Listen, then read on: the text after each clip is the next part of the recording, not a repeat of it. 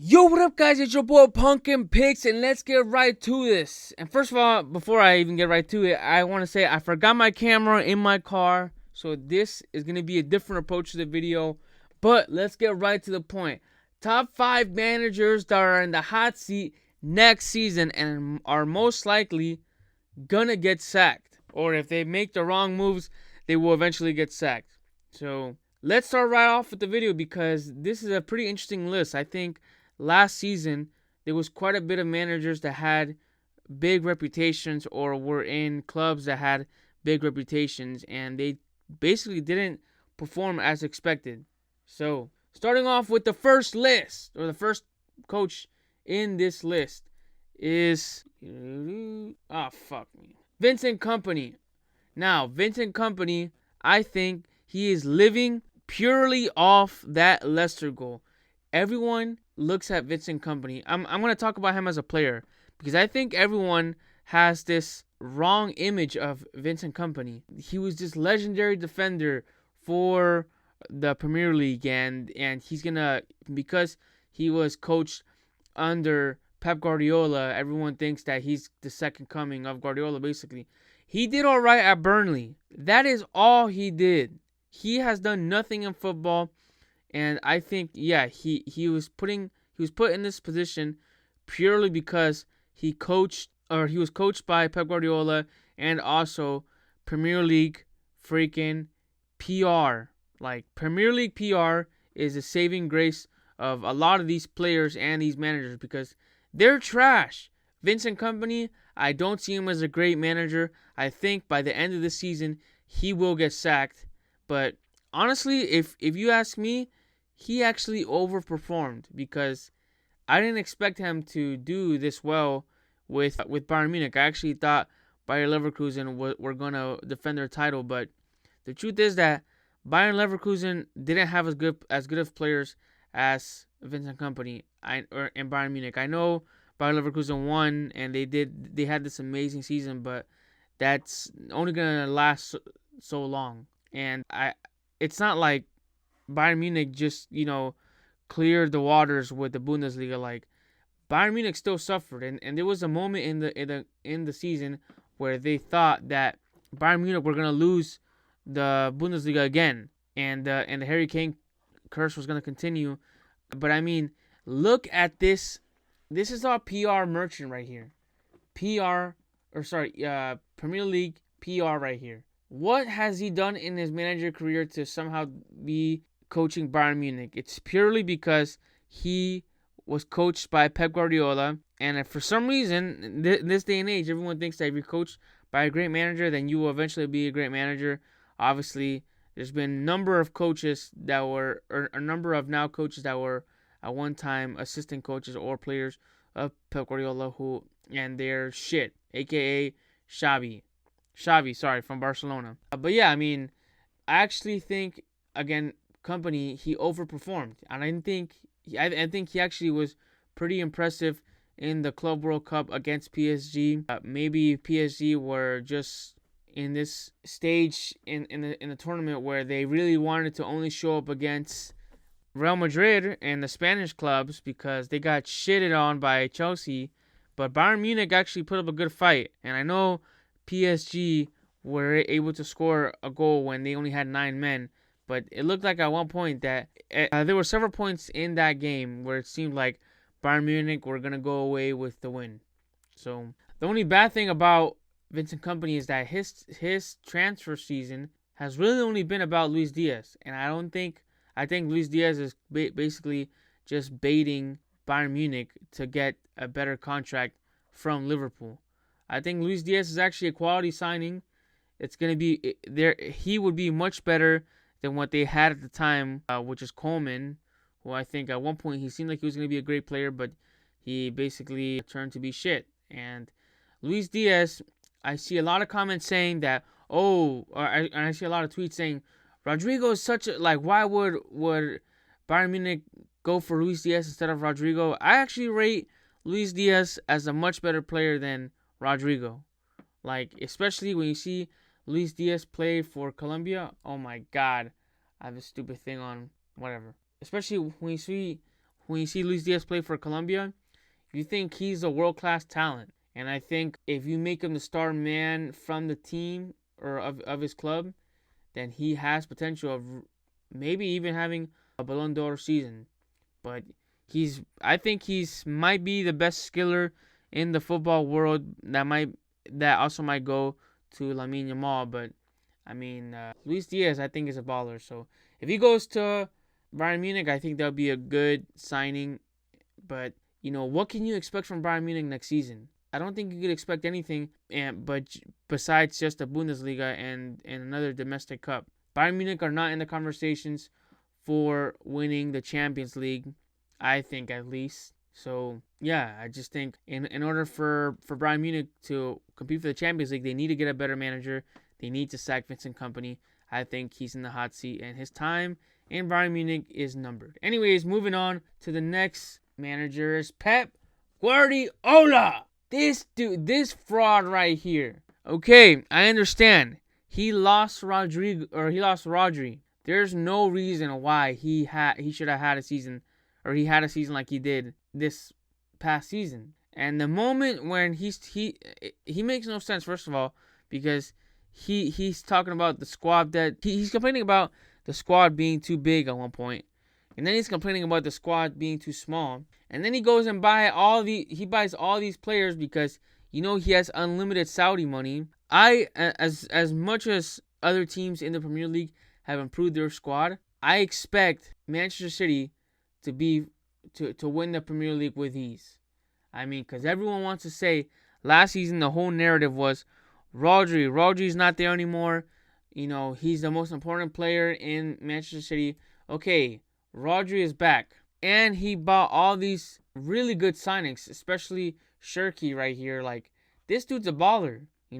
I think I forgot the player from Algeria. I can't think of his name right now. He played for Leicester. His name is on the top of my tongue, but I can't remember it.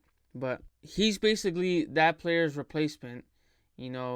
I think the other bad thing is that there's star players like, I can't think of anyone's name right now. This always happens when I'm making a video, but the Portuguese player that plays on the right wing sometimes he plays in the middle, Bernardo Silva. He is old as hell right now. I mean, he's basically going bald. Kevin De Bruyne, he left. There's a lot of star players in this Premier League, in this Manchester City team that were vital to Pep Guardiola's system. And I think Pep Guardiola, he basically ruined the next generation by making the style of football be robotic. I think we can all agree that was his doing. And now he can't be successful with the type of players that are being produced right now because they aren't as talented. So do I expect these players to be as talented as the players that have just left Manchester City or on their way out? No. But I mean, this dude, he has had so many, like, he has had the availability of so much signings. I better see him like this next season, and Manchester City being first. There's no excuse why Man City should be first. But we move on. Next, Ruben Amorim, whatever his name is. Now, this dude, we should go back to this table because this dude really finished in 15th place. He was actually, I believe, in 16th place until the last game of the season. But he was basically in 16th place. When he came in, I thought surely he's going to be the answer to Manchester United, or he's going to improve Manchester United. But he didn't. And I refuse to believe that Manchester United can get any worse. But you look at their signings, and you look at all the signings around the other clubs, and you think, wow, like, all the other teams are improving significantly. You look at Manchester United, this is their only signing. And I can't think of his name right now. I have this issue when I'm making videos. I can't think of players' names, but he's a quality player. At Brentford, I always thought he was good, and also Ivan Toney, or whatever his name is, the striker from Brentford, which I don't even know if he has left yet, or if he signed to another club. But these players are quality. They cannot be your answer to having a successful season next season. Or there can't be your answer of having a successful season when you were in 15th place just a couple weeks ago. Okay? Manchester United, I refuse to believe that they are going to get relegated this season. But I just look at their squad and you look at their players that are aging. I mean, Bruno Fernandes, who is really the only quality player in this team, he's heading into his mid-30s. I mean, he's 30 right now, but it's only gonna go downhill from here. So Manchester United, I expect them to sack Ruben Amorim maybe within the first 5 games if this is their only signing. So yeah, Ruben Amorim, once he gets sacked, where do Manchester United go? This club is just in such a bad place. I would have never, ever in my life imagined how low this club would have gotten. And I think, there was a conversation saying, oh, AC Milan, how the mighty have fallen, and then how Manchester United were heading that direction. They are in a lower place than AC Milan. Manchester United are about to get regulated, and I hope they do. It will be the best thing ever seeing Manchester United get regulated, especially with how they treated Cristiano Ronaldo. And yeah, I mean, how the media was saying that Ronaldo, a player that was within the top goal scorers of Manchester United, how he was a problem. He was holding the club back. Well, he left, yeah, and Manchester United had short-term success, but I mean, the signings that were made by these managers and by the club were just horrendous. So I don't see this club going or improving at all, and I see again Ruben Amorim getting sacked within the first couple games, and then we move on to the second manager who I think is in the hot seat next season, Xabi Alonso. Now Xabi Alonso, he's coming into a Real Madrid team that is basically down in the dumps. I think last season might have been worse, and probably was worse than their 2019 season after Real Madrid came from a three-peat and they lost in every single tournament. But the only difference from that season was that their rivals, Barcelona, were also in a shitty place. Now, you look at Barcelona, and even though they're still having some financial troubles, they're only going up.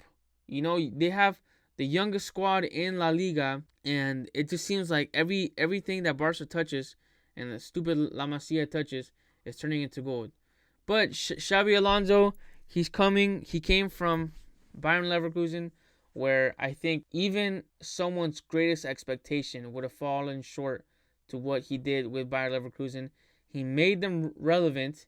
He broke however, I think it was like 13 Bundesligas in a row that Bayern Munich had won, and this was a team that not too long ago they were about to get, or I think they were in relegation zone. So and he took this team to the Champions League. I think it was quarterfinals or round of 16, but he did well. He overperformed in every category that you could think of with Bayern Leverkusen. But Real Madrid this season, they brought in Mbappe. They were expected to have this wonderful offense and somehow maintain their defensive structure, but they've been trashed. The Real Madrid scouting and the way the squad has been built, I saw it coming a long time ago. Really, a long time ago, I saw it coming, and I knew that once Modric and Toni Kroos retire, there was gonna be a creative issue. But I didn't expect it to be this bad, because now they had to drop Rodrigo, and they're still expected to play with Vinicius and Mbappe.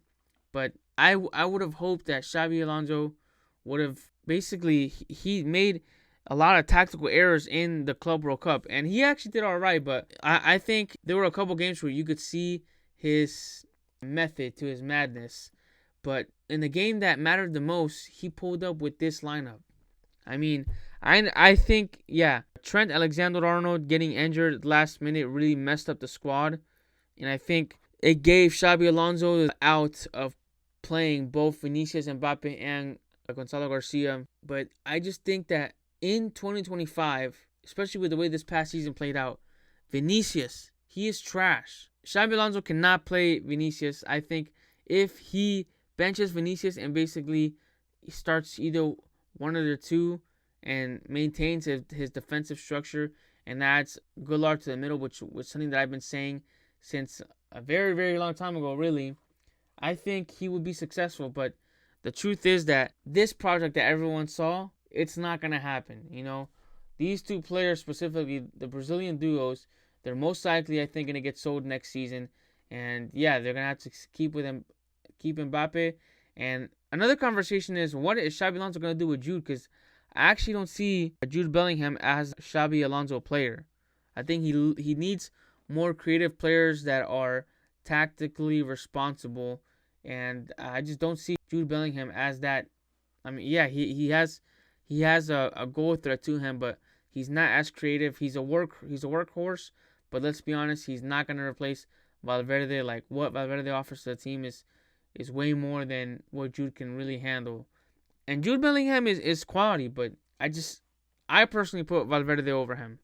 So, and I think a lot of managers would prefer Valverde over Jude Bellingham. These two players are similar, but yeah, I mean, if I were Xabi Alonso, I would really consider Jude Bellingham's position in this team. But if Real Madrid don't win anything next season, or I think they have to win at least La Liga, at the very least, the Copa del Rey, Madrid have never really prioritized, but I think Real Madrid winning the Champions League is out of the question. They are not a contender next season. They came back from such a horrible season. Every single big team that they played last season, they got dog watered. And now the question is, what can Xabi Alonso do? And I just don't see him. I mean, I think expecting him to win La Liga is a big ask, really, especially with the way Barcelona is powering their team up. So we're gonna see. But moving on to the next or the final manager who I think has the hottest seat next season, and I never would have thought this, but that manager is Arteta. If Ruben Almiron doesn't win a trophy next season, I think as long as they progress, they'll still, keep him. If Pep Guardiola doesn't win a season or a trophy next season, I think Manchester City are still going to feel obligated to keep him. Vincent Kompany, maybe not. I think even Xabi Alonso, if he doesn't win a trophy, but Madrid maintain competitive, then I think they'll keep him. This season, if Arteta does not win a trophy, he's gonna get sacked. I think he's now 6 seasons in. Like, he's been Arsenal manager for however long, and second. I mean, like, I think is this his second or third season in a row coming second place? And like, this should have been the season where Arteta should have won something at least. But yeah, they beat Madrid 3-0. I think it was even 4-1 aggregate or even 5-1 aggregate, which it seemed like a big step up. But then when they played against PSG, they got trashed on. It wasn't even competitive. And the worst part is that when you look at the transfer seasons that Arsenal have, they always make signings like this. Who the hell is this dude? I don't even know how he made it to Chelsea. I think he's trash. I hate that he, on top of the fact that he's so trash, he always wears a bandana, like he's looking for some type of style points or some shit. But he's trash. Arsenal are really only taking all of Chelsea's trash. I mean, I know this player has gotten. I don't even know his name really, Makele, whatever his name is.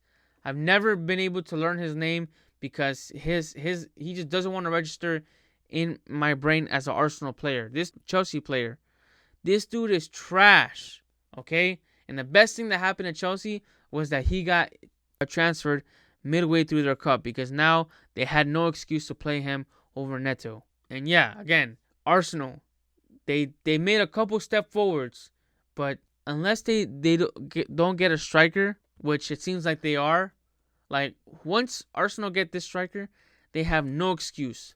They have no excuse. They can no longer afford to be second place. They need to win a trophy. And the FA Cup is not a big trophy. They has to win. It has to be either the Premier League or the Champions League. Arsenal has never won the Champions League, so I think that's too much to ask for them. But they have to make that step forward. They have to go for the Premier League. But the problem is that you look at the signings from the summer. I mean, yeah, Victor, whatever his name is, Victor Gorokas, I can't say his stupid name, but Victor, whatever his name is, from Sporting, would be a great signing. But Liverpool, I mean, they just seem like they're favorites. Manchester City, you know that, or you can only expect them to have a better season from last year. And then Chelsea, you can only expect their confidence to build up. So Arteta, I don't see. I look at the next season and how teams have gotten better, and like, yeah, if Arsenal get a good striker next season, that would be huge for them. But Martins Zubimeni, I mean, he's all right. Noni Madueke, he's trash. Christian Nogard, I'd never seen this dude in my life. Like, all these players are mid. This is a mid off. Chelsea have one. I mean, Arsenal have one good striker, and then they have a mid off. So I don't see Arsenal winning the Premier League. So, anyways, guys, I'm trying to get back to my regular routine. I haven't made a video in a long time, and this video is probably only gonna get like 8 views. That is if I hope it gets 8 views. It's probably not even gonna get 5. So, anyways, if you guys are one of the 1 or 2 people that made it to the end, please give this a like, subscribe, tell your friends. Pumpkin Pigs, ow!